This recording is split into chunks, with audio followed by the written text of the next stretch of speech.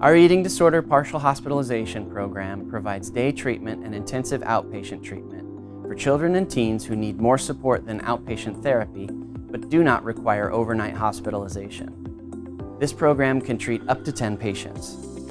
Partial hospitalization allows patients to spend their days here receiving therapy, medical care and support, and then returning home each evening to their families. The Experiential Kitchen is the heart of the space. It's designed to support supervised meal preparation and refeeding in a nurturing, home-like setting. Patients can practice cooking, preparing snacks, and sitting together around the table. Here, young people rebuild their relationship with food in real time, learning to trust their bodies, strengthen confidence, and reconnect with the social and emotional experience of eating. The design encourages comfort and connection, helping patients feel safe while doing some of the hardest work in their recovery journeys. It's a space that embodies hope and healing. It is bright, supportive, and full of possibility.